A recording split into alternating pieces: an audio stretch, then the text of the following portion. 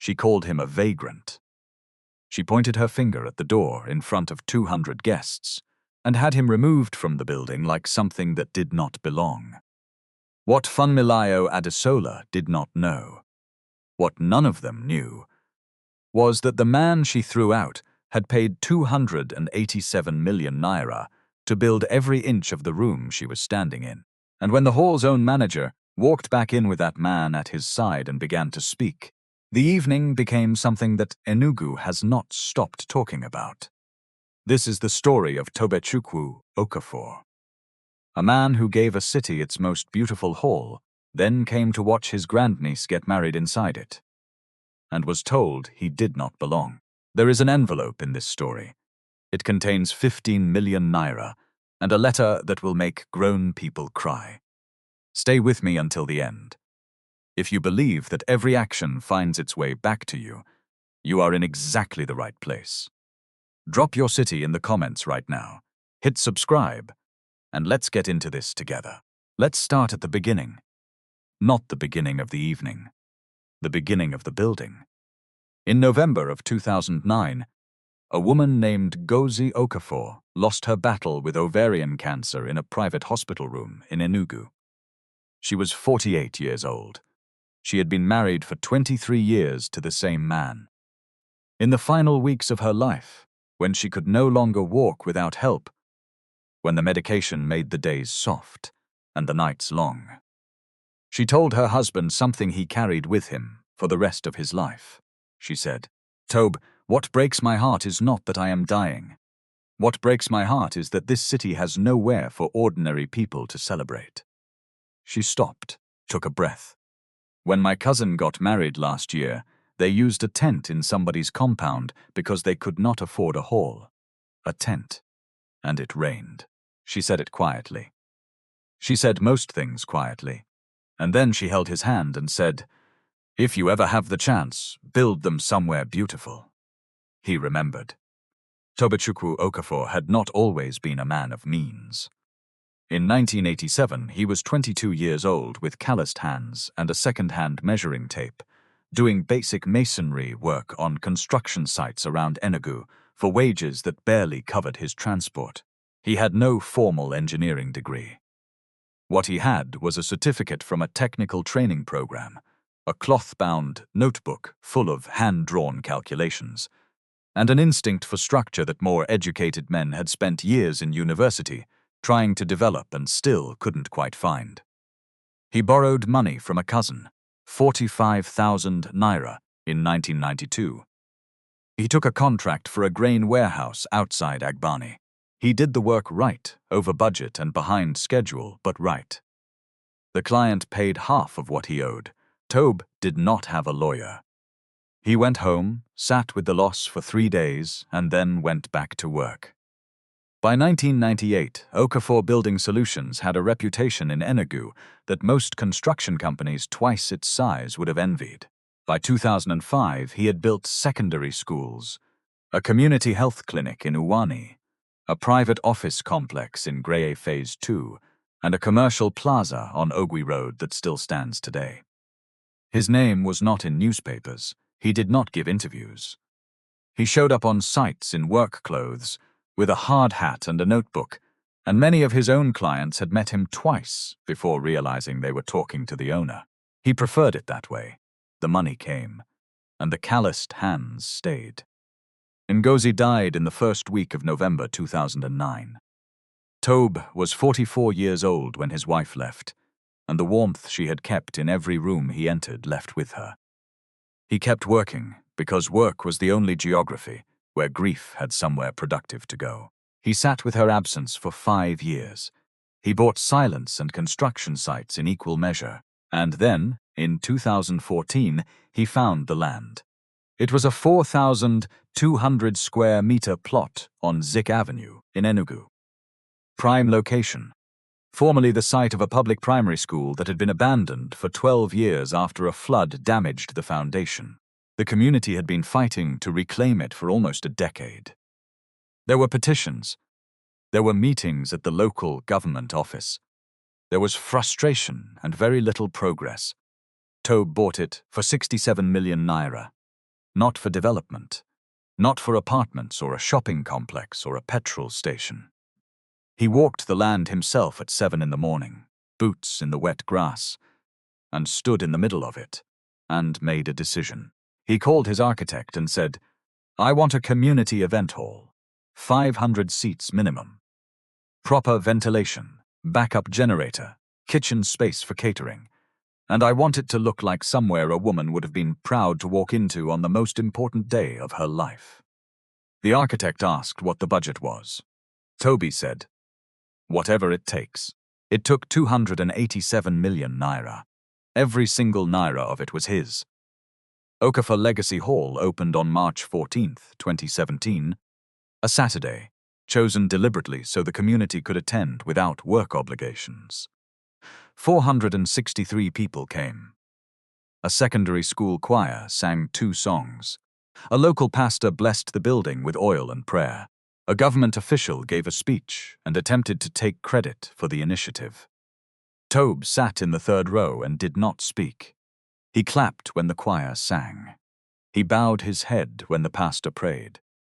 When the official finished his speech, Tobe looked at his hands in his lap and allowed himself one quiet moment of something he could not name. Something between grief and completion. The way it feels when you keep a promise to someone who is no longer there to see it kept. At the entrance, engraved on a large slab of polished black granite, were 18 words, in memory of Ngozi Okafor, 1961 to 2009, who believed every family deserved a beautiful day. He had managed the hall's operations carefully. He hired Banji Adeyemo, a 37-year-old former hotel events manager from Abuja, who had returned to Enugu after his mother's illness left her unable to care for herself, to run day-to-day operations on a monthly salary. He established a community usage policy. Any family could book the hall for 120,000 naira per event day, which covered staff wages, cleaning, generator fuel, and basic maintenance. No profit taken. No premium hire out to corporations looking to use a beautiful space for product launches and executive dinners. If a family genuinely could not afford even that amount, there was a discretionary fund. Tobe had set it up himself. He never publicized it. People who needed it were told by word of mouth to ask Banji directly. For 7 years after its opening, the hall served Enugu, weddings and naming ceremonies, church harvest programs and community association meetings. An annual secondary school debate competition that had used the space free of charge since 2018.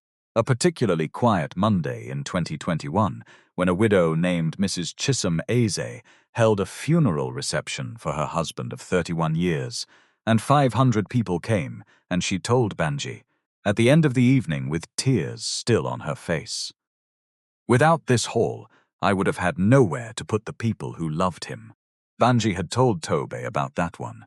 Tobe had said nothing, just nodded once and gone back to the report he was reading. That was Tobechukwu Okafor. That was the building. Now let's talk about the evening everything changed. The Adesola family arrived at Okafor Legacy Hall at 3:17 in the afternoon, 4 hours and 43 minutes before the ceremony was scheduled to begin.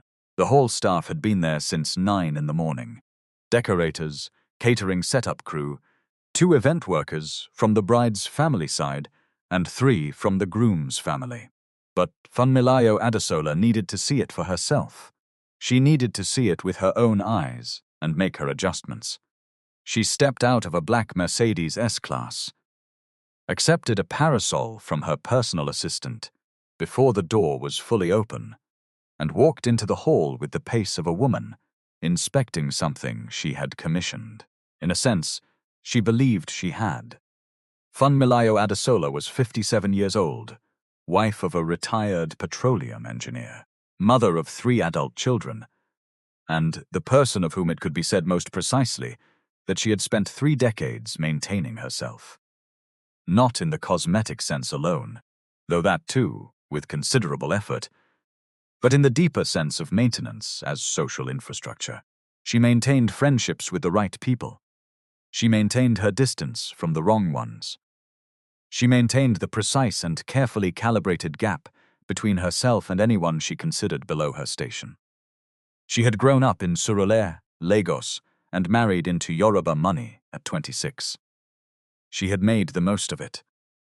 There was nothing lazy about Funmilayo's ambitions. She was sharp, organized, deliberate, and had built a social position that was, by any objective measure, real and well constructed.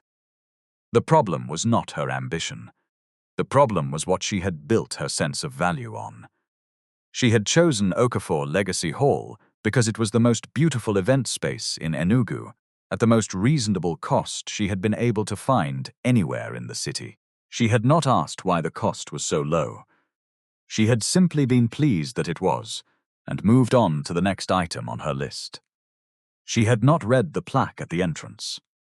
She walked through the main doors now, removed her sunglasses, looked around the space with the practiced eye of a woman who had organized 17 significant social events in the past decade, and spoke before she had taken 3 steps. These flower arrangements are wrong. A young woman near the central table looked up. She was one of Yetunde's cousins, 24 years old. Name was Amaka, and she had spent 8 hours that day putting those arrangements together with 2 other girls, following a design that the bride had personally approved 3 weeks ago. "Ma'am," Amaka said carefully, "we followed the design that was. I know what was approved. These centerpieces are too low. They look like something ordered from a roadside stall for a church harvest party." Funmilayo moved past her. "The orchids come off these tables. The imported ones go here, near the stage. And tell whoever is responsible for table 7 that the tablecloth has a crease.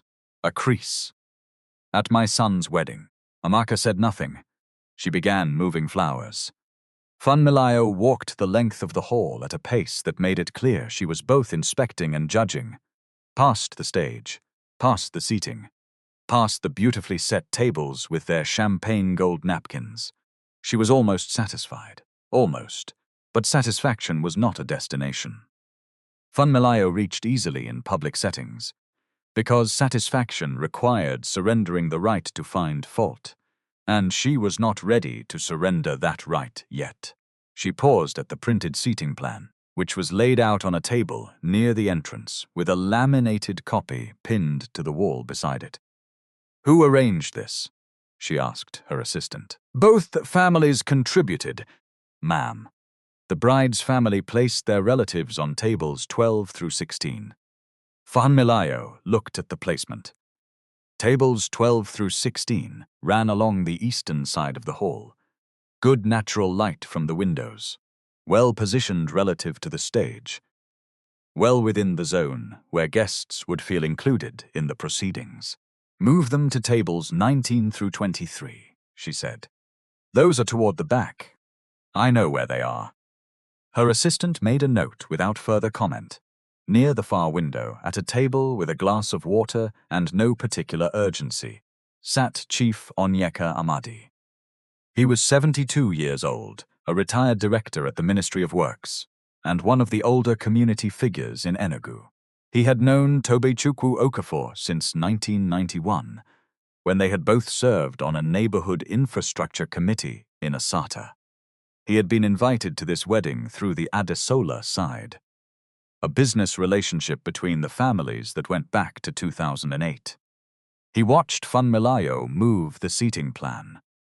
He said nothing, but he marked it in his head the way old men mark things, not to act immediately, but to add to the file he was building about this evening. Yetunde Okoye got dressed in the hall's bridal suite at 5:30 in the afternoon. She was 28 years old.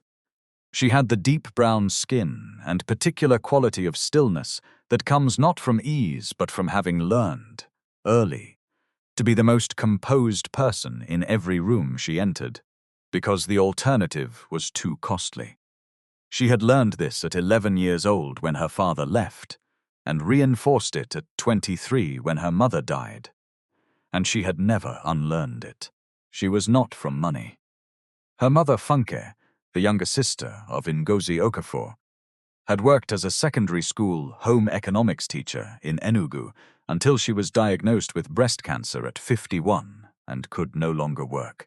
She had died 22 months after the diagnosis. Yetunde had held her hand through most of it. She had buried her with the savings her mother had kept in a small blue purse under the bed and the help of church women who organized food and transport. After the burial, she had gone home to a one-room apartment and sat alone, and then gotten up and made a plan. Because the alternative to a plan was nothing, and nothing was not something she could afford. She had a degree in accounting from the University of Nigeria, Nsukka. She had gotten that degree on a scholarship, a full academic sponsorship that had arrived in her first semester as a formal letter from something called the OLF Scholar Program, accompanied by a bank instruction code and a reference number. She had asked the university bursary office what OLF stood for. They told her it was a private foundation and that no further information was available. She had tried to find the donor through every avenue she knew and found nothing. She had thanked God and studied hard. By her final year, her GPA was among the top 7 in her department. After graduation, she had built a small bookkeeping practice in Enugu. 3 clients in the first year, 12 by the third, 21 now. She was careful and reliable. Her clients trusted her. She had a life she had assembled from available materials, and she had stopped being ashamed of that. She sat in front of the bridal mirror at 5:30, and her aunties fussed around her, and her bridesmaid Adaze adjusted her jail. And she thought about one thing. Uncle Toby was coming. She had texted him 2 weeks ago. A long text that she had rewritten 4 times before sending. Uncle Tobe, I know we haven't seen each other in a long time, but you are the only family I have left. Please come to my wedding. I need you to be there. He had replied after 41 minutes. She had been checking the phone every 3 minutes. He had written, I'll be there, Yetunde. Keep a seat for me. She had cried for 10 minutes and blamed the emotion on the fact that she was already thinking about her mother and weddings and absence, which was true, which was not entirely why she cried. She had not added his name to the official guest list because she had not known there was a formal registration process. She had assumed her text invitation was sufficient, that Damilare knew, that someone had communicated it to the gate. She had been managing 47 other things in the 2 weeks before her wedding. The registration had simply not happened. It would be fine. She kept telling herself that all afternoon. It would be fine. At 6:17 in the evening, Tobechukwu Okafor was standing at a construction site in Asata district with his hard hat on and his notebook open, looking at a section of concrete near the north foundation wall that should not have been cracking. His foreman, Chudi, a thick-armed man of 53 who had worked for him for 11 years, and referred to him always as Oga, regardless of how many times Toby had said his name was fine, was pointing at the diagonal crack with a flashlight. I didn't want to call you, sir, but when it started spreading this morning, You were right to call me, Tobe said. He crouched, put his hand on the surface, not because he needed to feel it. The eyes were enough, but because it was habit. A man who had grown up doing concrete with his hands never entirely stopped touching the material. This is a formwork issue from the pour. The weight loaded before the specified cure time. Who authorized the pour early? Chudi named a subcontractor. Tobe wrote it down. This section is not structural, Tobe said. He stood. It's cosmetic damage from a premature load. Manageable. But I want a full report on the pour timeline before any additional work goes into this section. Nothing else in this zone until I've seen it. Yes, Oga. Thank you for calling me, Chudi. He walked back toward the site entrance. His driver, Emmanuel, 29 years old, 3 years with Tobe, already old enough in the job to understand his employer's patterns, was parked at the gate with the engine idling. At 7:23, the phone rang. His personal assistant, Ngozi Eziobiora, named, as a coincidence of fate, after his late wife, a fact he had noticed on the day of her interview and said nothing about. Said, "Sir, the wedding started at 6. Miss Yetunde's bridesmaid has called twice asking for you." Tobe was already in the back seat. He looked at the time. He looked at his clothes. Khaki trousers, with a long diagonal dust mark on the left thigh where he had crouched at the foundation wall. A dark collared senator shirt, the kind with no embroidery, simple, corporate casual by site standards, not remotely appropriate for a wedding. Leather work boots that had been on that site and 2 others this week. No watch. He had removed it before the site visit and put it in the glove compartment. He had a habit of doing this. Construction sites took things. His house was 44 minutes in the opposite direction. The hall was 11 minutes ahead. "Emmanuel," he said, "take me straight." He reached into the glove compartment and took out the antacid, white circular tablets in a small orange bottle. He had acid reflux. He had managed it since 2003, quietly, the way he managed most conditions of the body, without complaint, without drama, with consistent small measures. He swallowed 2 tablets with a sip from his water bottle. Then he opened his briefcase, the old brown leather one that had been with him since the early 2000s, and had never been replaced because it still worked. And replacement was not something he did when the original still worked. And he took out the envelope. Cream-colored. Thick. Sealed with a round of brown wax that he had pressed with his thumb. He had prepared it 3 days ago. Inside was a letter, 1 page, handwritten, his 3rd attempt, because the first 2 versions had said too much and the second had said too little, and the third was finally honest. And behind the letter, a bank transfer receipt dated Tuesday of this week. 15 million naira. Wired to a joint account he had opened in the names of Yetunde Okoye and Damilare Adesola. 5 million for a housing deposit. 10 million in a trust structure for the education of their first child, to be accessed beginning at the child's 18th year. He held the envelope for a moment, put it in his breast pocket. 11 minutes, sir, Emmanuel said. Toby said, "Drive carefully." Okafor Legacy Hall had a staffed entrance gate. Tobe had established this policy himself in 2017. For private events, the booking family would provide a guest list, and the gate security would verify names before admitting visitors. It was a good policy. It kept events orderly. It prevented the specific kind of gate crashing that could disrupt a wedding or a naming ceremony or a funeral reception that a family had spent months and significant money preparing for. Tonight, it worked precisely as designed. Against him. The security guard on the gate at 7:41 was a young man named Sunday. He was 26 years old. He had been working at Okafor Legacy Hall for 3 months. He was a good worker, punctual, polite, thorough about checking his clipboard. In his 3 months at the hall, he had seen hundreds of people walk through that gate for dozens of events. He had never met Tobichukwu Okafor. He knew the name existed. There was a plaque above the entrance, and Banji had mentioned the founder once during Sunday's onboarding orientation. But the man stepping out of the Toyota Land Cruiser in dusty khaki trousers and a plain collared shirt was not the man Sunday's imagination had constructed from the word founder. Tobe walked up to the gate. "Good evening," he said.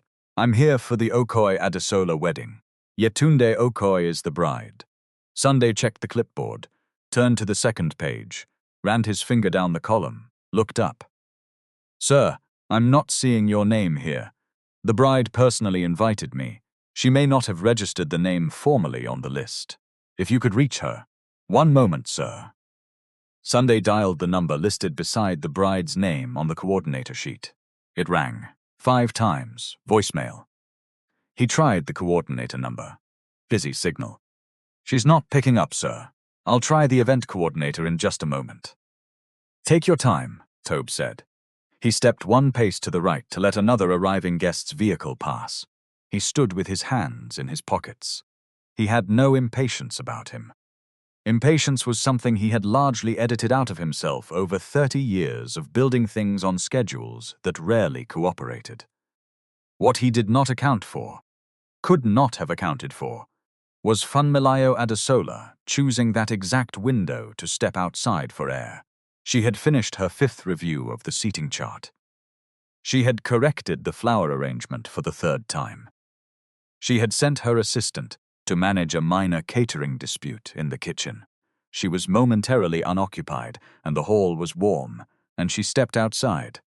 She stood at the top of the entrance steps, breathed, looked over the grounds, the parking lot filling with vehicles, the warm yellow light from the event tents along the side garden, the general pleasant activity of an event in its setup hours. And then she saw Sunday at the gate, talking to someone. She saw the someone, an older man. Dusty clothes, boots, no jacket, no invitation card visible. Talking at the gate of her son's wedding, she descended the steps. What is the problem here? She directed the question at Sunday, but her eyes were already on Tobe. Ma'am, this gentleman says he was invited by the bride, but his name isn't on them. She was not listening to Sunday. She was looking at Toby. Her eyes moved from his boots to his trousers, to his shirt, to his face. Not slowly, not with deliberation, but with the rapid inventory a certain kind of person makes when they have already decided what category they are dealing with and are simply confirming the classification. She had made her decision in 3 seconds. Were you sent here by someone? She asked Tobe directly. Not with hostility yet. With the tone a person uses when they are speaking to someone they consider below the range of hostility. Dismissive, bureaucratic. The tone of someone managing a minor inconvenience. Madam, Tobe said. A certain invitation from? Did someone in there tell you there was a free meal tonight? Is that what this is? There was a pause. It lasted 4 seconds. In those 4 seconds, the warm evening air did not move. Sunday looked at the clipboard. Tobe looked at Funmilayo. He did not look at her with anger. He did not look at her with defensiveness or wounded pride. He looked at her with something that sat in a different register entirely. The composed recognition of a man who has encountered this specific species of contempt before and made peace with the fact that explaining himself to it has never yet produced the desired result. My name is Tobechukwu Okafor, he said. His voice was steady, even. I received a personal invitation from the bride, Yetunde Okoye, 14 days ago. She is the daughter of my late wife's younger sister. I was not able to register my name formally on the guest list. That appears to be an oversight. If you would allow someone to contact Yetunde directly, this will be clarified in under a minute. Funmilayo did not respond to a single thing he said. She was looking at his boots. You look like you came from a construction site, she said. Not quite an observation, not quite an insult. The middle space between those two things, where contempt lives when it has learned to dress itself in neutral language. I did come from a construction site, Tobe said, and that, the evenness of it, the complete absence of shame in it, was what made Funmilayo Adesola decide to take this beyond the gate. She could have simply asked Sunday to hold him at the entrance until someone reached Yetunde by phone. That was the proportionate response. That was the correct management of the situation. But there were 17 guests within earshot, and more arriving, and Funmilayo had spent 3 decades building a reputation that required constant, visible maintenance. And this man, in his dusty boots, with his complete failure to be embarrassed, was standing at the entrance of her son's wedding in a way that she felt, somewhere below reasoning, had to be addressed publicly. Bring him inside, she said to Sunday. Into the foyer. I want this handled properly in front of people. She turned and went back up the steps. Sunday looked at Tobe. Tobe exhaled through his nose, followed. 112 people were in the foyer of Okafor Legacy Hall at 7:47 in the evening. The main reception had not yet formally begun. The ceremony itself had concluded at 7:15, and guests had moved from the smaller chapel area into the foyer for the cocktail transition before dinner would be announced. The room was bright. The chandeliers were at full evening setting, which Banji always calibrated to something just below the level where the crystal began to feel aggressive. The music was soft Afrobeats, instrumental. The waiters circled with palm wine and fruit juice and imported spirits on silver trays. The women were magnificent in their champagne and gold aso-ebi, the Adesola family's chosen fabric. The foyer felt expensive. It was supposed to. Tonight, that was by design. All of it, the light, the sound, the fabric, the gathered wealth of the room, contracted when Fun Milayo walked in with purpose and Tobe followed half a step behind. The crowd knew before she said a word. The way a crowd always knows when a performance is about to begin. Fun Milayo stopped in the center of the room. She turned to face the gathered guests. Her voice was not loud. It was something more effective than loud. It was projected, measured. The voice of a woman who had presided over enough social occasions to know exactly how much volume was required to command a room without appearing to try. "Excuse me," she said. The room turned. "This gentleman arrived at our entrance gate without an invitation and without a name on the guest list." She gestured at Toby without looking at him directly, the way one indicates a piece of furniture when explaining to a contractor where to move it. "He has no invitation card. He has no name on the list. And he appears to have come to this event having come directly from, well." She paused. Her eyes traveled briefly, pointedly to his boots. Whatever he was doing earlier today. The room was very quiet. A woman near the champagne station had her glass raised halfway to her lips. She stopped, did not lower it, did not raise it, just held it there, in the space between intention and action, the way people hold things when their attention has been captured by something else entirely. Tobe stood where he had been placed, both hands loose at his sides. He did not shift his weight. He did not look at the floor. He looked at Fun Milayo with the same expression he had worn at the gate. Composed, without malice, without performance. It was the expression of a man who has long since stopped being surprised by the specific shape of this particular hurt, and has therefore stopped reacting to it with urgency. Fun Milayo was not finished. "I want to be very clear about something." Her voice carried an authority that filled the room cleanly. "This wedding has been planned and funded at considerable cost and effort. Every person in this room was personally invited, their details confirmed, their seating arranged. This is not a community canteen. This is not an open door." She paused. "A person should know where they belong before they walk into a room where they clearly do not." The woman with the glass still had not moved. Someone near the back had put down their plate, and then Fun Milayo, looking directly at Tobe for the first time, said the thing that would be repeated in Enugu for months afterward. "Do you know what this hall costs? Do you know what these chandeliers cost? What these flowers cost? What this evening cost?" Her voice dropped half a register, slower, more deliberate.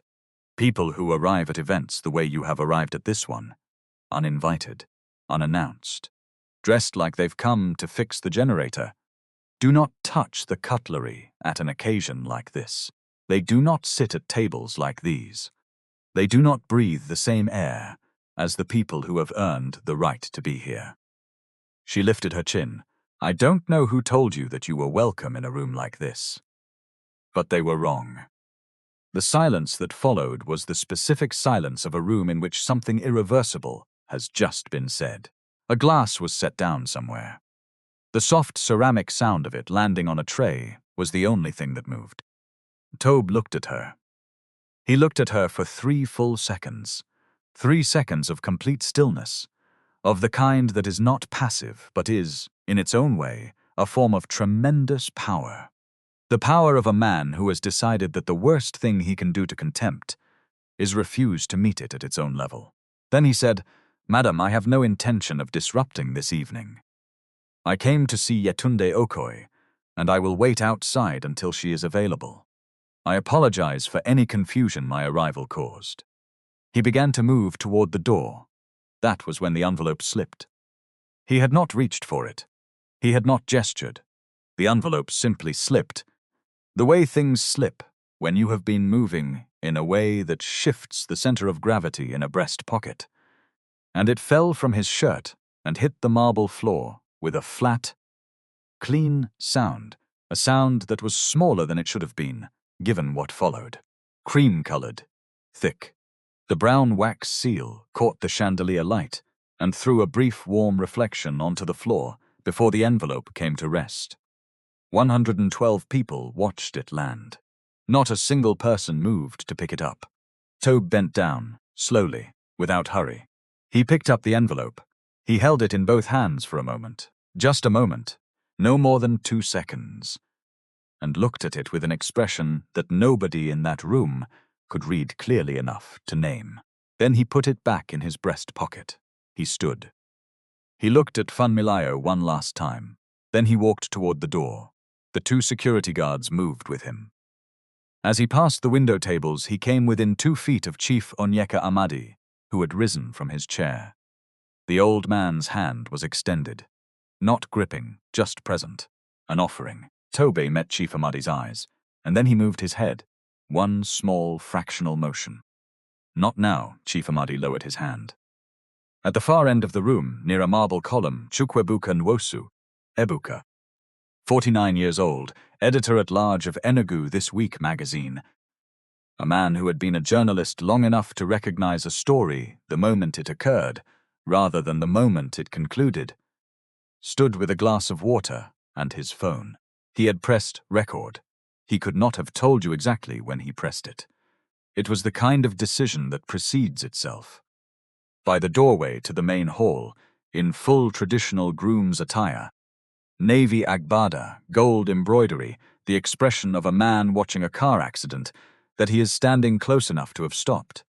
Damilare Adesola had not moved. He had been standing there since the beginning of it. He had seen all of it. He had not said a word. The doors swung shut behind Tobechukwu Okafor. Funmilayo turned back to her guests. Her posture was the posture of a task completed. "Now," she said, "shall we begin the evening properly?" Some of the room responded. Somewhere near the champagne, a scattered sound of recovery, conversation restarting, glasses being lifted, the performance of normalcy, but not everyone.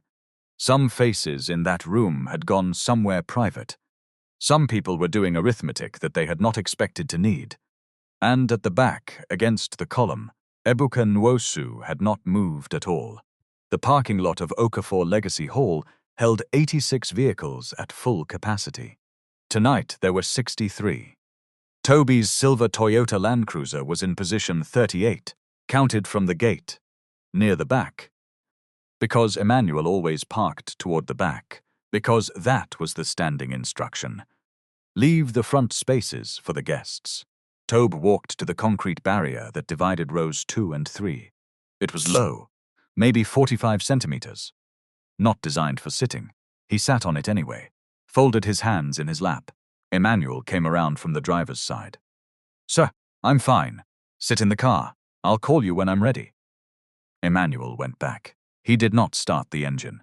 He sat in the driver's seat with the door slightly ajar and did not look toward his employer, because he had worked for this man long enough to understand that certain silences required the specific courtesy of being left entirely alone. Tobe sat. He took out his phone. He dialed Yetunde. 4 rings. Then a young woman's voice.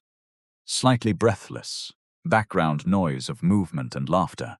"Hello, this is Adieze. I'm Yetunde's bridesmaid. She's still in the middle of the photography session. They're doing family portraits. Can I take a message?"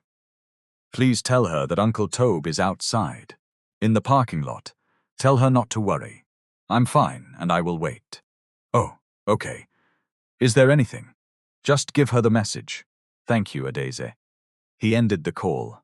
He sat. The night was warm, a particular Enugu warm, the kind that has been held in by buildings and exhaust and cooking fires all day, and releases slowly after the sun goes down, like heat in a stored stone. There was a slight breeze from the east. He could hear the hall, not words, not individual sounds, just the composite noise of 200 people gathered in one space. The rise and fall of it. Occasional laughter, louder than the rest.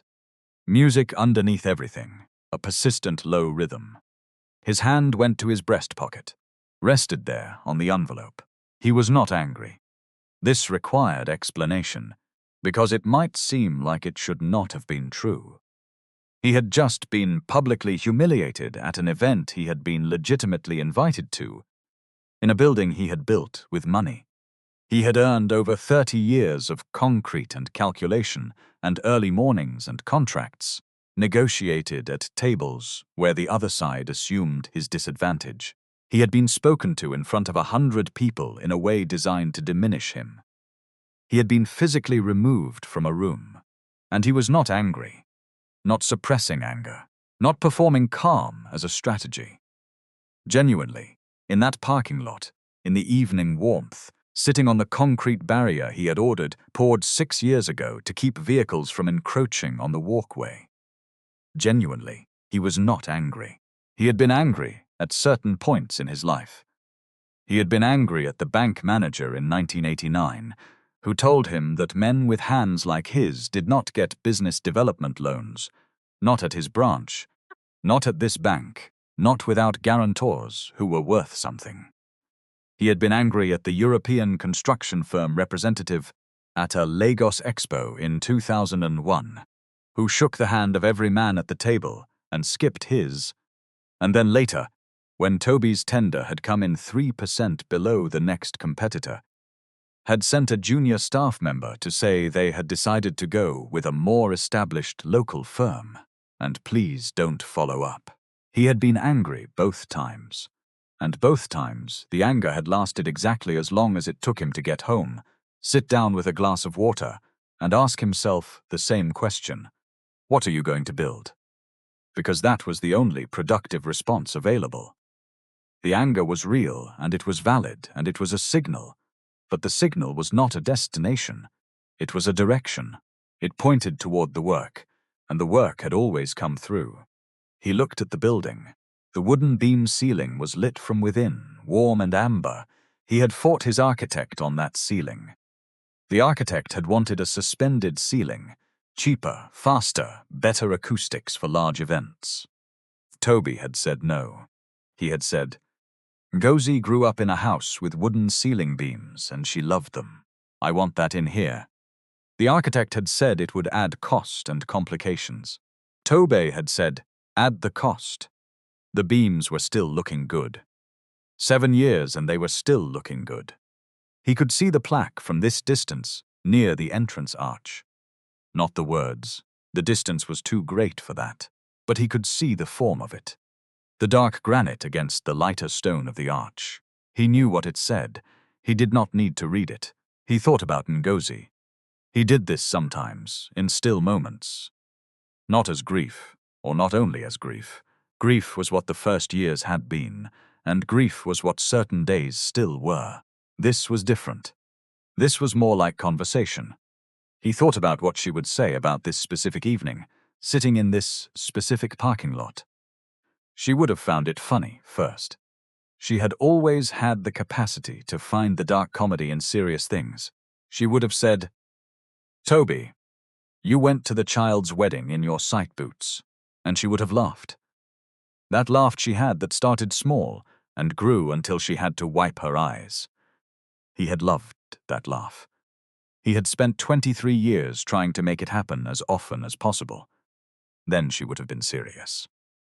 She always went serious after the laughter, and the serious was always worth the wait.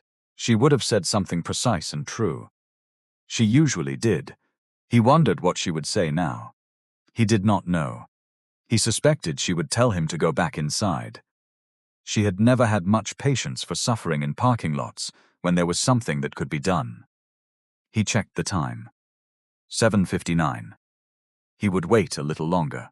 Inside the hall, Chief Onyeka Amadi had not returned to his water. He sat at his table for 3 minutes. Precisely 3. He noted the time out of habit. Then he stood, straightened his kaftan, and walked across the foyer at the pace of a man who has earned the right to move unhurried through any room he chooses. Damilar was still in the doorway. He had not moved, as far as Chief Ahmadi could tell, since before Tobe was walked out. He was standing with his arms at his sides and an expression that the chief had seen before, not on young men specifically, but on people at the precise moment they realize they have made a mistake by inaction, and the mistake is already made, and they are still deciding whether to admit it. Damilar, Chief Ahmadi said. Good evening, Chief. Damilar straightened slightly, the way young men do around their father's contemporaries. Do you know who that man was? Damilar's jaw tightened a fraction. He said he was a family friend of the bride's, but his name wasn't on the list, and my mother. His name, Chief Ahmadi said, is Tobechukwu Okafor. A pause. The name sat in the air. You are standing, the chief continued, with the careful patience of someone delivering information that is going to matter, inside his hall. Damilar's face did several things in a short space of time. Chief Ahmadi gave him exactly the seconds required for that to process. Then he turned and walked back to his table. He sat down. He picked up his water. He waited. Funmilayo was back at the high table. Her friends had closed around her with the warmth of validation, murmuring agreement, touching her arm, the social equivalent of applause. You handled that absolutely right, Fumi. You cannot let the standard slip. Not at an event like this. Exactly. The minute you allow one, suddenly everyone feels entitled. Funmilayo was nodding, accepting, but her eyes were moving. She was watching the room for confirmation. The universal assent that would tell her the room had agreed with what she had done, that the evening had been improved by her management of it, that the collective of 200 people in this hall had understood her correctly and approved. She got some of it. The guests who were close to the Adesola family. A few of the women who had been with her on the event planning committee. These faces gave her what she needed. But not all of them. A section of the room had a particular texture, the texture of guests who have witnessed something and not yet decided what to do with the witness. Faces that were polite but contained. Conversations that had resumed but sat slightly above their natural volume. The way conversations do when people are performing normalcy rather than inhabiting it. She noticed Ebuka Nwosu. He was at his table with a glass of water and a stillness that she recognized, with some alarm, as the stillness of a journalist who has identified something worth pursuing. He was not looking at her directly. He was looking at the space where Toby had stood, and then at the entrance doors, and then at Chief Ahmadi's table. She would need to deal with Ebuka carefully. Her friend Bimpi leaned close. How do you think he even knew about the wedding? Probably someone on the bride's side told him. You know how these things are, they invite everyone. They don't understand what this kind of event requires. 2 tables away, Ebuka heard none of this. He was composing, in his mind, the opening of an article he had not yet decided to write. Just composing.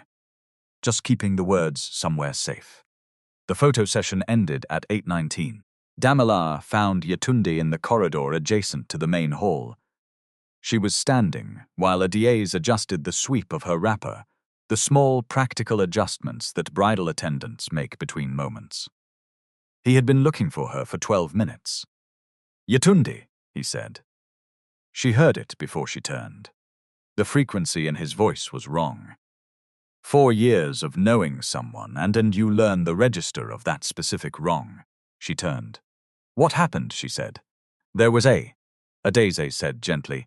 Miss Yetunde, I got a call from a gentleman earlier. He said to tell you he's outside in the parking lot. He said he was fine and you shouldn't worry. Yetunde looked at Adeze, then back at Damilare. He's in the parking lot, she said. Her voice had gone very flat. Not angry. Flat, which is what happens when anger is too large for the available space. The guest list didn't have Damilar. What happened? He told her. He told her all of it, the gate, the foyer, the speech, the guards. He told it factually, without decoration, which was to his credit. When he was done, the corridor was quiet. "You were there," she said. "Yeah, yes, and you didn't say anything." He did not answer. She held the silence between them for a count of 4. 4 seconds, in which she decided several things about this marriage and this man, and what would need to be built differently going forward.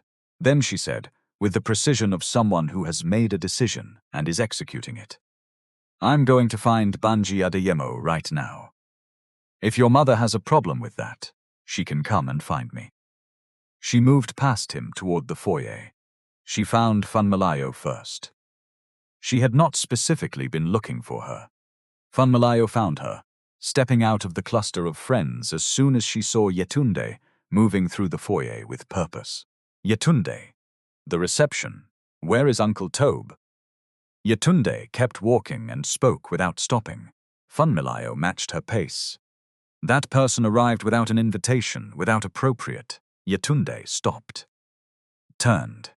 They were now standing 3 feet apart in the center of the foyer, and the room, which had been pretending not to watch, quietly stopped pretending. "He is the last member of my mother's family." Yetunde's voice was low, absolutely controlled. "He paid for my university education for 6 years.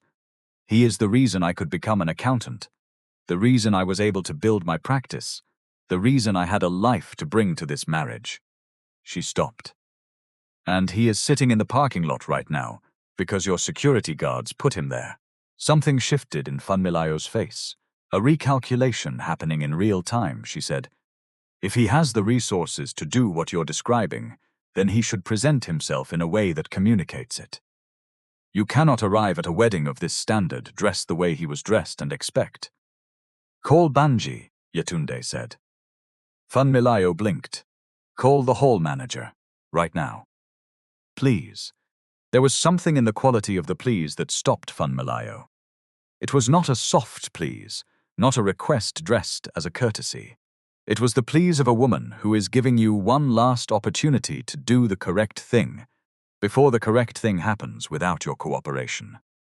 Funmilayo looked at her daughter-in-law for a long moment. Then she said to her assistant, "Find Banji Adeyemo." Banji Adeyemo had been in the operations office at the back of the building for the past 40 minutes, finalizing vendor payment confirmations. He was thorough about this. He was thorough about most things at this hall, because the hall was the most important professional responsibility of his life. And he understood that. A staff member knocked. "Mr. Banji. The woman, the one managing the event, is asking for you at the foyer. Something about a guest issue from earlier." Banji saved his spreadsheet. He walked out. The foyer was more occupied than he expected.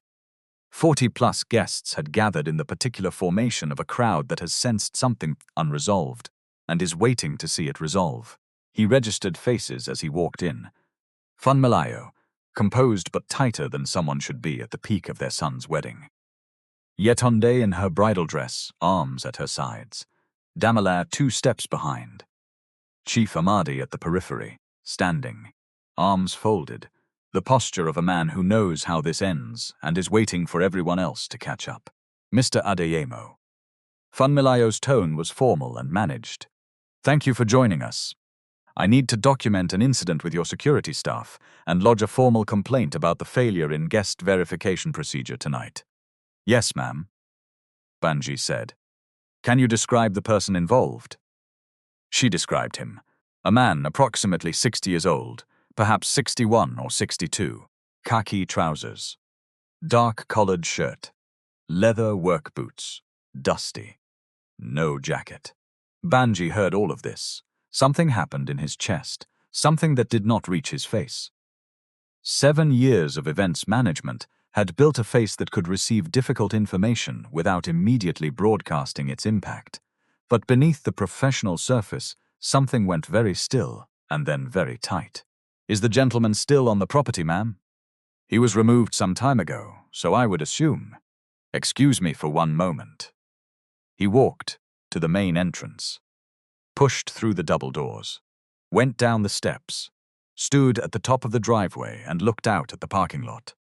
The silver Toyota Land Cruiser was there. Row 3, position 38. And sitting on the low concrete barrier between rows 2 and 3, in dusty khaki trousers and a dark-collared senator shirt and leather work boots, alone, hands in his lap, was the man who had commissioned every architectural decision in this building and funded every naira of its construction, and whose wife's name was on the granite plaque 15 meters above where Banji was standing. Banji walked across the parking lot. He stopped in front of Toby.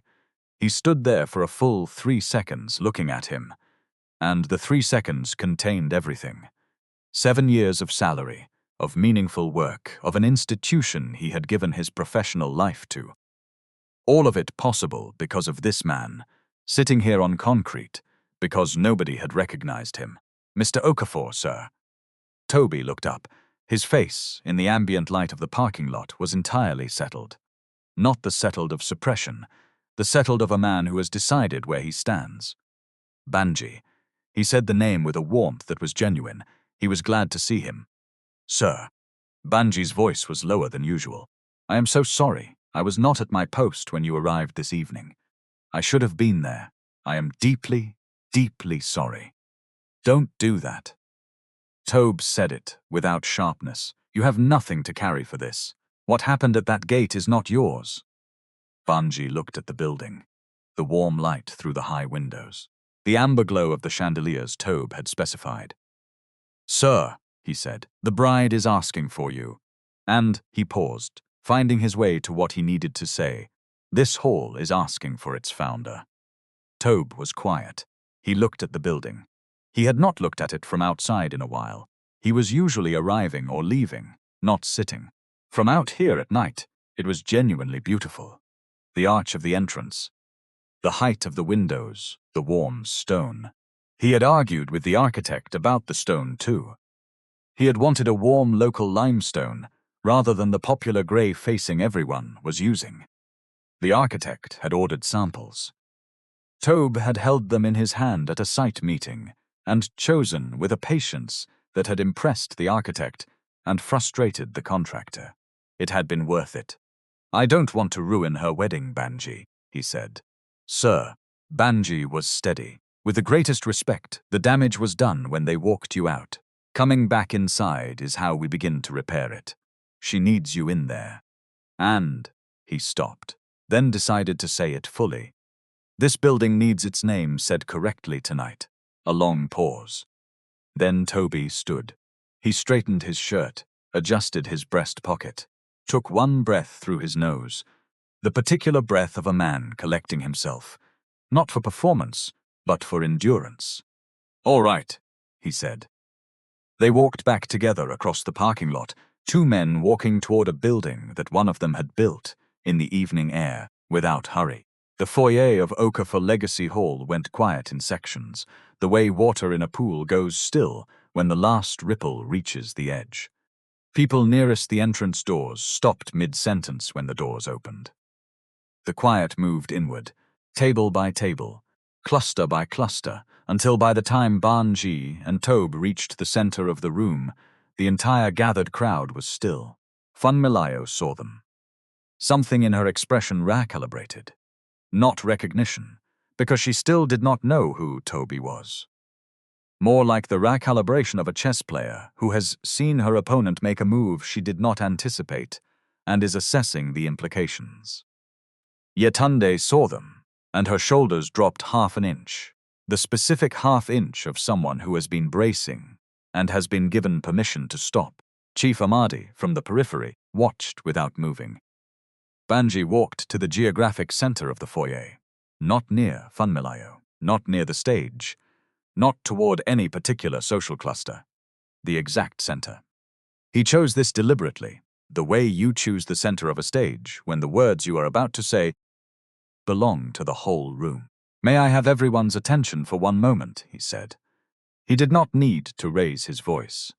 "My name is Banji Adeyemo. I have managed this facility for 7 years. He spoke slowly.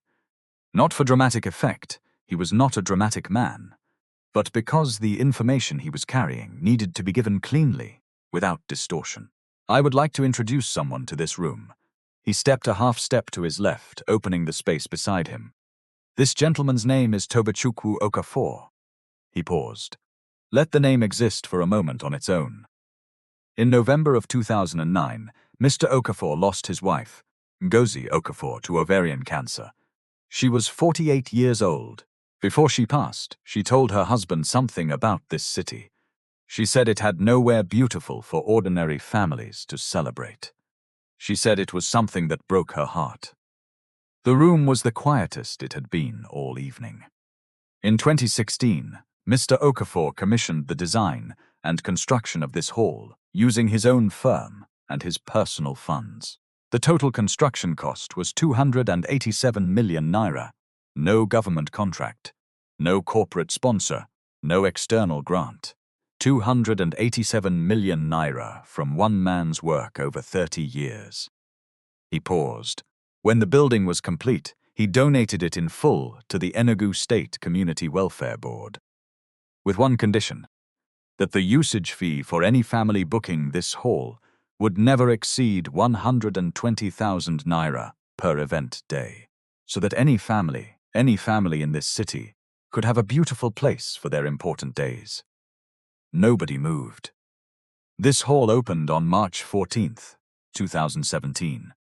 The founding plaque is engraved on the granite arch above the entrance. It has been there since the first day this building opened its doors. He looked at the room. The plaque reads, "In memory of Ngozi Okafor, 1961 to 2009, who believed every family deserved a beautiful day."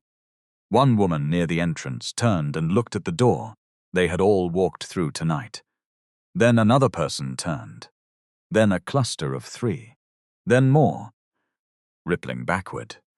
Guests physically turning to look at the arch above the entrance. At the plaque they had passed without reading when they arrived. "The man who was removed from this building this evening," Banji said, and his voice did not shift in pitch or volume, "is the reason this building exists." The silence that followed was the kind that fills a room from the floor up. It settled into corners. It reached the far tables. It pressed against the tall windows. And in the middle of it, Funmilayo Adesina stood in her coral jail and her beaded agbada, in the clothes that had cost more than most families in this city spent in 4 months. And she was, for the first time in this evening, without words. Then Banji said one more thing, quietly, without accusation, directing the question to the general room and to no one. If he had been exactly who she believed he was, would that have made a difference? He let it sit there, then he stepped back. The number began to move through the room in whispers, the way a number like 287 million always moves through a room when it is real, from one person to the next, carried in low voices, repeated at other tables, growing more certain with each repetition. A woman near the champagne station put her hand over her mouth. A man at table 6 turned to the person beside him and began speaking rapidly in a low voice, and the person beside him turned to the person beside them. The whispers created a tide. She came to him through the crowd. The crowd parted the way. Crowds part when the person moving through them has a claim that everyone recognizes and nobody questions. Yetunde walked from where she had been standing near the archway, and she was crying before she reached him. Not loudly, not in collapse, just the tears. Coming with the steadiness of water that has found the crack it was always looking for. He opened his arms when she was 3 steps away. She walked into them. She held on. He put his hand on her back, one hand flat and steady. The way a person holds someone they have been wanting to hold for a long time, and are finally close enough to do it right. "I'm so sorry," she said, into his shoulder, the words muffled slightly by the fabric. "You have nothing to be sorry for," he said. His voice was low.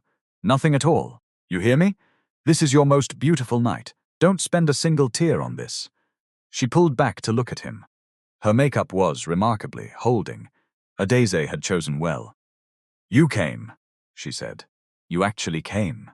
I told you I would. I know, but you actually came." He reached into his breast pocket, took out the envelope, held it between them. the cream-colored envelope with the brown wax seal, and her name in his handwriting on the front. He handed it to her. "I wrote this for you 3 days ago," he said. "I've been carrying it since Tuesday." She took it, turned it over, looked at her name. Then she broke the seal. The room, close enough to see what was happening, but not close enough to read, watched her face as she read. They watched it move through something that could not be named easily. Not a single emotion, but a sequence of them, arriving quickly, each one replacing the last, reading, then rereading. Then a stillness that was not blankness, but the specific stillness of someone for whom multiple things have just restructured themselves simultaneously. The letter said this: "Dear Yetunde, your mother Funke was my wife Ngozi's younger sister. She was my family. When Ngozi left, I lost the person who made family feel like a word worth using. I have watched you from a distance for the past 6 years, since I found out who you were and where you were, because I did not know how to be present without making your life more complicated than it already was. I know that was cowardly. I regret it more than I will put into words here. You received a scholarship in your first year at UNN. It came from something called the OLF Scholar Program. OLF is the Okafor Legacy Foundation. That was me. Paid that scholarship for 6 years because your mother told Ngozi, the year before Ngozi died, that she was afraid of what would happen to your education if she was no longer there. I made a promise to myself that night. I kept the promise badly. I should have told you sooner, and I should have been there in the years since.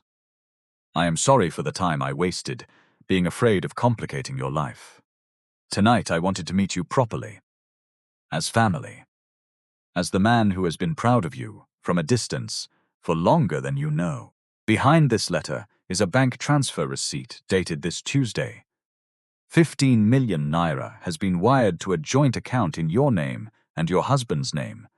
5 million for a housing deposit and 10 million in a trust structure for your first child's education, to be accessed beginning at that child's 18th year. Do not thank me, just be happy. Your mother deserved to see this day. She would have been very, very proud of you. With love, Tobechukwu Okafor P.S. The hall was built for your mother and for mine. Every family deserved a beautiful place. I meant it then. I still mean it." Yetunde read the letter once through, then again. The second time her lips were moving, slightly, because she needed the words to be real, and reading them aloud, even silently, made them more real. Then she looked up at him. "You paid for my school," she said. Not an accusation, not even a question. A fact she was placing into the structure of her own life, finding where it fit. Yes, the whole 6 years. Yes. She looked at the hall around her, at the ceiling, at the chandeliers, at the wooden beams. "You built this hall for my mother," she said. "For your mother and for Ngozi," Tobe said. "They were sisters. They deserved to be remembered the same way." Yetunde pressed the letter against her chest, both hands flat against it, and closed her eyes for a moment. 1 moment. Then she opened them. Around them, the room had been absorbing the contents of what was happening through fragments. The number 15 million naira passed from one person to another. The word scholarship, heard by those close enough. The name Okafor Legacy Foundation, recognized by a few who made the connection to the plaque above the entrance. The accounting was happening in real time across 200 people. Funmilayo Adesola was standing with her friends at the high table. Her friends were performing the task of being present with her, which was not the same as being present with her. Her friend Bimpe leaned close and said, very quietly, the number. Funmilayo said nothing. "And the hall," Bimpe said. Not with malice. Bimpe was not a cruel woman. She was simply saying what was there to be said. Fumi, the hall itself. A second friend had moved in the small, unconscious way that people move when they are trying not to be too geometrically close to a particular outcome. 3 inches. Maybe 4. Enough. Funmilayo's posture did not change. It would not change. Her spine had been trained since her 20s not to change under social pressure, and that training held now. She stood straight. The coral gel was still perfect. The beaded agbada still fell correctly. She was still from 10 feet away, the picture of a composed and authoritative woman at her son's wedding. But something behind her eyes had gone out. She stood. She walked across the foyer. She stopped in front of Toby. They were the same height, a detail that surprised her slightly. She had not noticed at the gate. She had looked past him then, the way you look past things you have already categorized. "Mr. Okafor," she said. He looked at her. His face was the same face it had been all evening, composed without theater. "I owe you an apology." She said it directly. Whatever else was true of Funmilayo Adesola, she did not lack the ability to speak when speaking was necessary. "I treated you in a manner that was completely unacceptable. I made assumptions about you that were wrong, and I acted on those assumptions publicly. I am deeply sorry." The room held its breath. Tobe looked at her. He looked at her for long enough that several people in the surrounding crowd expected something consequential to be said. Something sharp, earned, devastating, he said. "I accept your apology, madam. And now I want you to go and enjoy your son's wedding. That is what tonight is for." He meant it. Every word of it. Without performance, without buried sharpness, without the grace that is actually hostility wearing better clothes. He meant it the way a man means something when he is tired of the drama and genuinely wants the evening to find its proper shape. Funmilayo stood there for one more second. Then she nodded once. She turned. She walked back to her table and she sat down. Bimpe reached over and placed one hand over hers. Funmilayo did not move her hand away. The room exhaled. Damilar came to Tobe without preamble. He walked across the room, not quickly, and stopped in front of him. He did not wait for an opening. "Mr. Okafor," he said. Tobe looked at him. "I was standing in that doorway when it started. I saw the whole thing. I had the information. Chief Ahmadi told me who you were while you were still being walked out." He said all of this without softening it, without the excuses available to him. "I didn't say anything. I should have. I am ashamed of that." A pause. Tobe looked at him. A long look, the kind that is an assessment but not an unkind one. "A man who can say exactly what you just said," Tobe said, "is already most of the way to being someone worth knowing." He extended his hand. "Take care of her. She is the best of what her mother was, and her mother was extraordinary." Damilar took the hand. His grip was firm. "I'm going to try to be worth it," he said. Ebeka Nwosu came 15 minutes later, by which time the reception had formally resumed, and the dance floor was beginning to fill, and the hall had found its way back towards something that resembled a celebration. Altered, certainly, deepened in ways that some celebrations never get to be, but a celebration. He came with 2 glasses of water, one of which he handed to Tobe, and the directness of a man who has known someone long enough to skip the pleasantries. "Are you all right?" he asked. Tobe took the water, looked at it. "I've had worse evenings. Name one." Tobe thought for a moment. The Asata overpass tender, 2011. The scaffolding collapsed on the first day, in front of the state commissioner's inspection team. Ibuka almost smiled. "That's a different kind of bad." "It felt worse," Tobe said. "This I'll survive." They were quiet together for a moment. Around them the hall was reclaiming itself. Music up, movement on the floor. The sound of 200 people deciding, collectively, to have the evening they had come for. "I recorded part of it," Ibuka said. He held up his phone. "I didn't plan to. I want you to know that. It wasn't calculated. But I have the part where Banji spoke, the explanation, the number." Tobe looked at the phone. "Ibuka, I'm not going to publish anything that puts tonight's dark nuts front and center. That's not the story I want to tell." He pocketed the phone. "The story I want to tell is the hall, the foundation. 53 scholarship students. Mrs. E's husband's funeral. Families who had nowhere beautiful until you built them somewhere beautiful." He paused. "People in this city don't know this institution exists. There are families who would use it for every important day of their lives, if they knew it was available to them. You built the thing and then you made it almost invisible. Tobe looked out at the room, at the beams, at the chandeliers. The hall works because it isn't a monument, he said. It can function correctly and also be known, Ebuka said. Let me write about it. About Ngozi. About what you built and why. Not about. He did not finish the sentence, but gestured slightly in the direction of the high table. Just the foundation, just the building, just the families. Toby was quiet for a long time. The music came up another notch. Someone on the dance floor laughed very loudly and very genuinely. Don't make me the hero, Toby said finally. The hall is the hero, Ebuka said. You're the man who built it. Toby looked at him. All right, he said. Write it. Ebuka raised his glass. To Ngozi, he said. Toby raised his. To Ngozi. The reception went on. It went on the way evenings go on after they've been cracked open and carefully reassembled. Not the same, but still going. The DJ found his rhythm. The food came out at 9:23, on time. Jollof rice with the smoky bottom that marks the good ones. Fried plantain. Pepper soup in small clay bowls for the guests who wanted it. The wedding cake was cut at 10:47, and it was an excellent cake. Someone on the bride's side had ordered from a bakery called Golden Crumb on Independence Layout, and Golden Crumb understood what they were doing. Tobe ate. The hall staff had quietly arranged a chair for him at a prime table near the stage, without announcement, without ceremony, simply moving a chair and setting a place, the way good staff do things.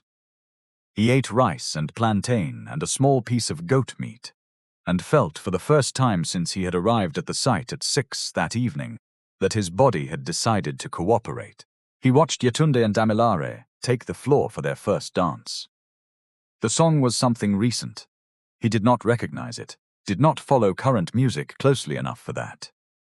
But it had a slowness, a gravity, the kind of weight that good love songs carry when they're honest about what they're describing. They danced the way people dance when they are afraid of losing each other. Carefully and close, with the full weight of the evening's events in both of them. Tobe watched. He held his glass and did not drink from it. He thought about the first time he and Ngozi had danced.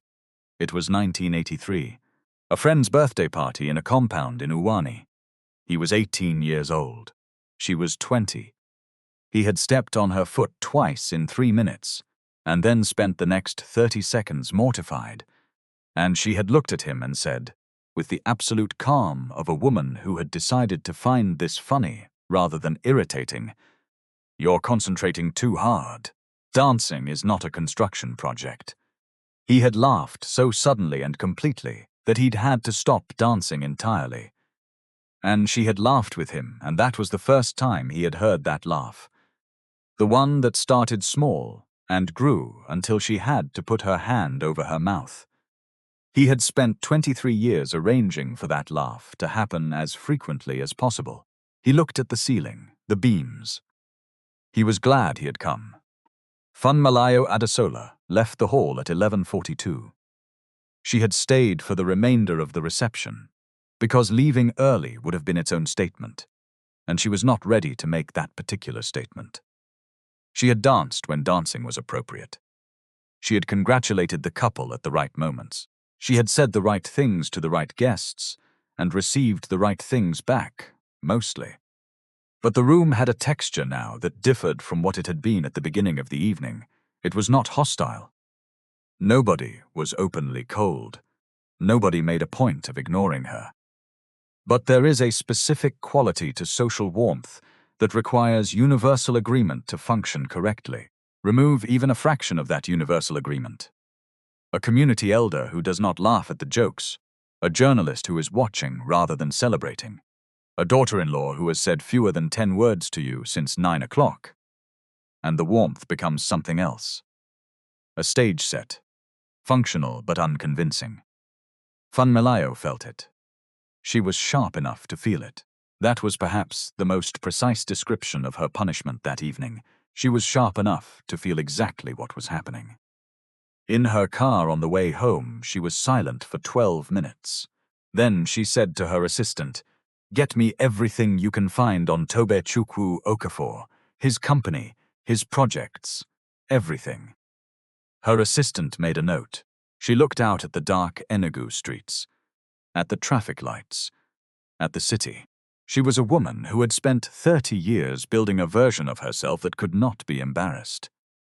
What she was discovering, at 57, on the back seat of a Mercedes on the way home from her son's wedding, was that the version she had constructed was built on a specific assumption.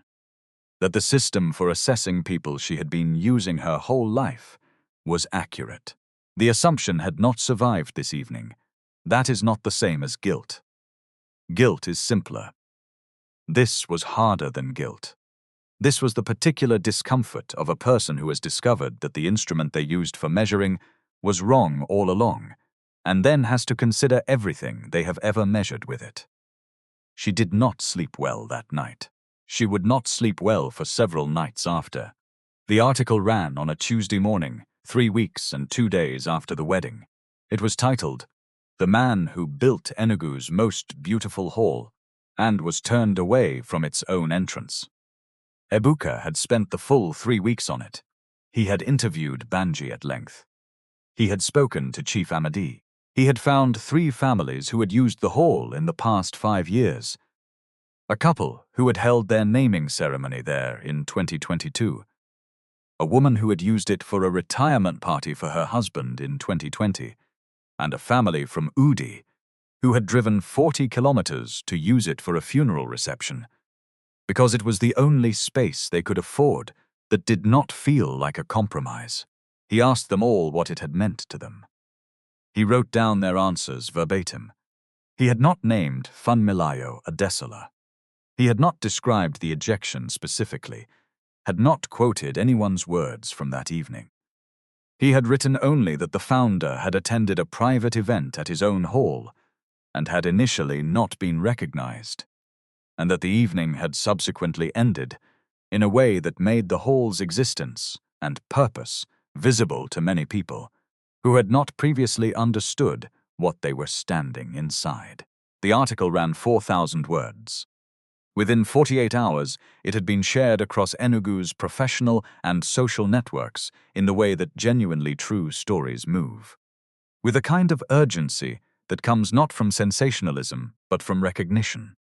People read it and sent it to someone they knew.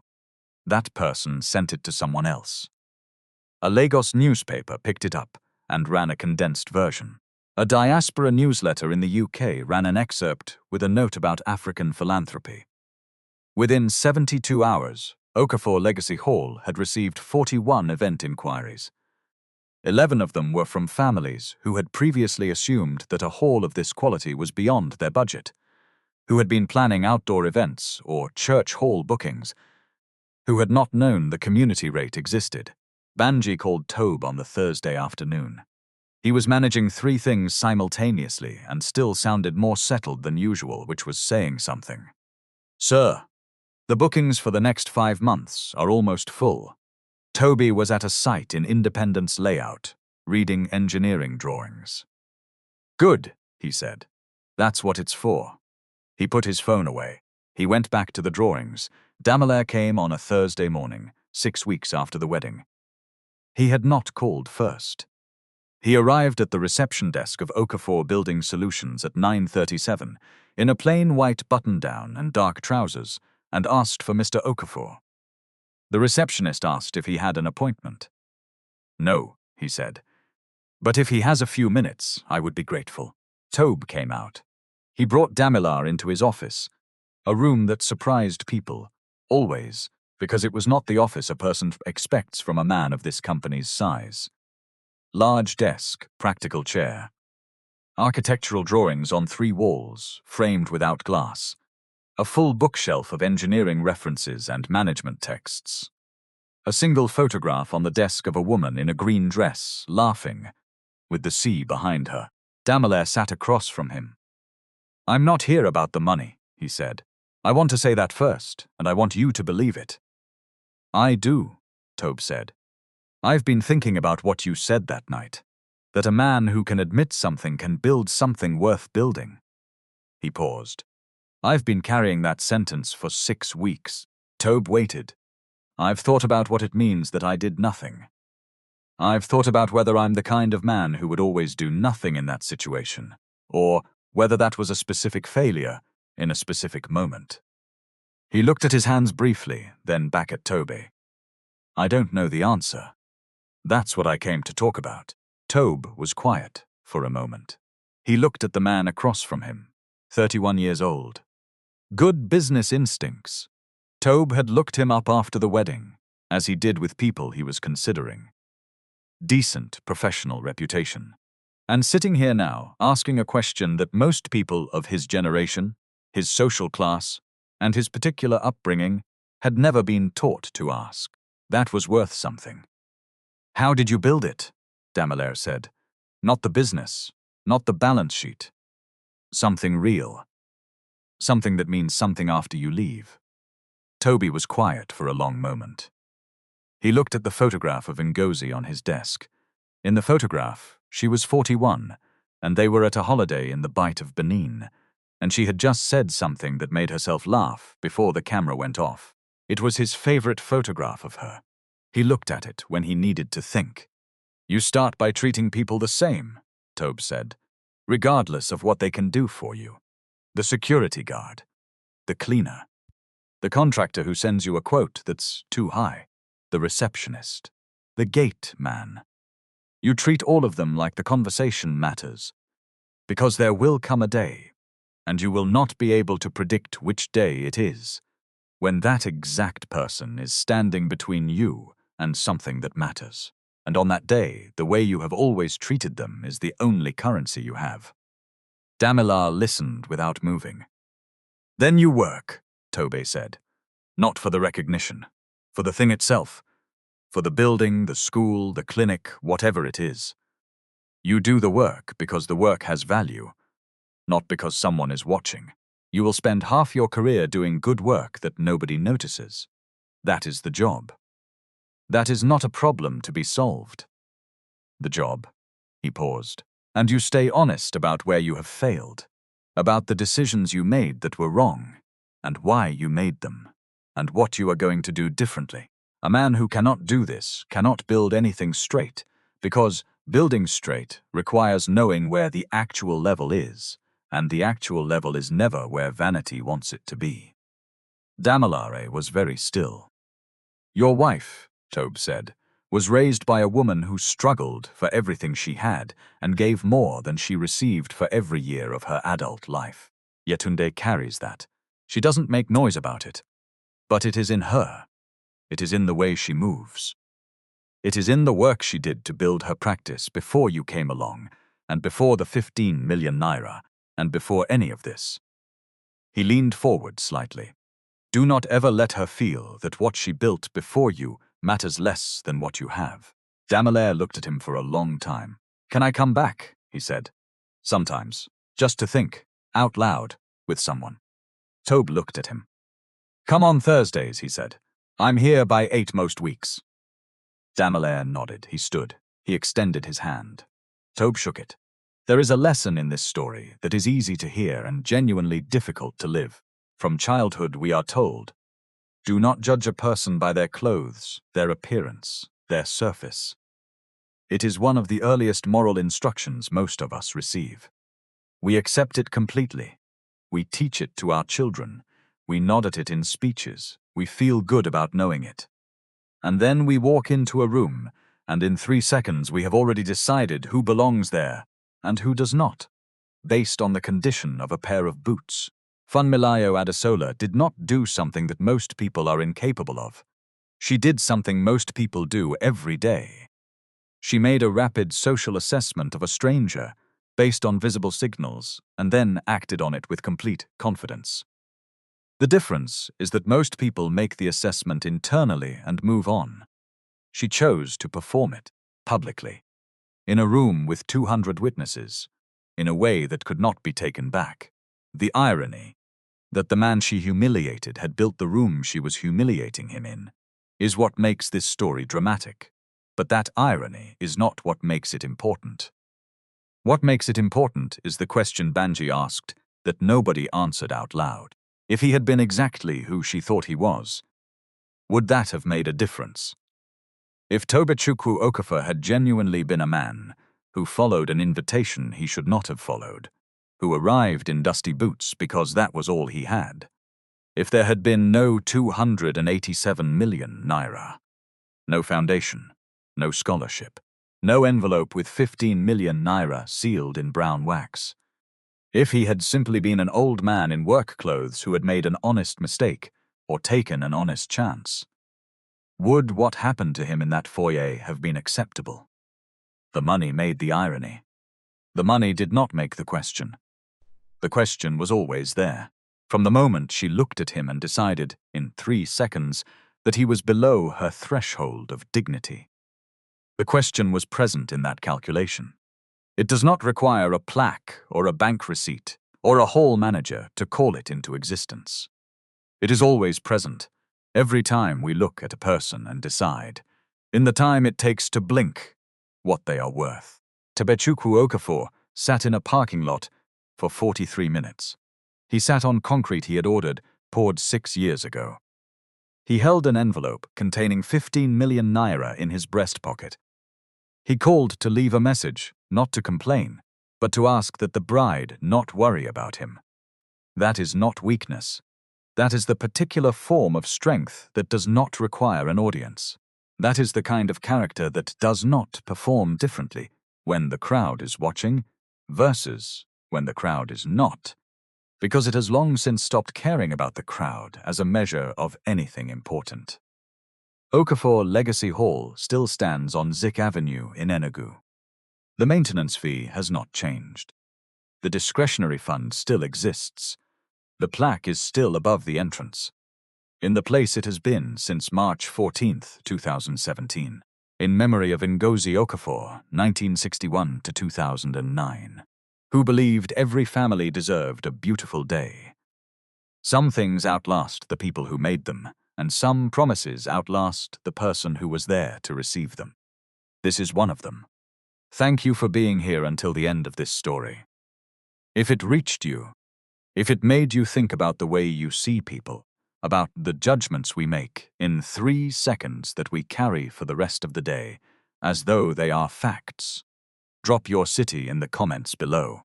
Let me know you are here. Subscribe if you haven't already. There are more stories like this one. Take care of each other out there. Before I let you go, one thing I want to say directly. The class discrimination Toby experienced that evening is not unique to Enugu, or to Nigeria, or to any single culture. The habit of measuring a person's worth in 3 seconds, based on what they're wearing, is something that happens everywhere, in boardrooms and restaurant entrances and school gates and wedding halls around the world. The harm it does is real, regardless of whether the person it happens to turns out to have built the building. Most of the time, they haven't. Most of the time, they're just a person, and that should be enough. If you are in a situation where you are being treated as though your worth is conditional on your appearance, your income, or your social status, in a workplace, in a family, in any environment, please know that what is happening to you is not a reflection of your value. Human dignity does not have a minimum income requirement. If you or someone you know is experiencing harassment, workplace abuse, or treatment that is affecting your mental health, please speak to a licensed counselor or contact a local support organization. In the United States, the EEOC, the Equal Employment Opportunity Commission, handles workplace discrimination cases at EEOC.gov. For emotional distress, the 988 Suicide and Crisis Lifeline is available by phone or text. I am not a counselor, and nothing in this story is professional advice. I'm someone who wanted to tell a story about what dignity actually looks like when it is stripped of every external marker we usually attach it to. Tobe sat on concrete in a parking lot for 43 minutes and protected the bride's evening from inside. That is what dignity looks like when it is not performing for anyone. Never let anyone tell you that your worth is conditional. Character is built in the rooms where no one is watching. And the rooms, remember,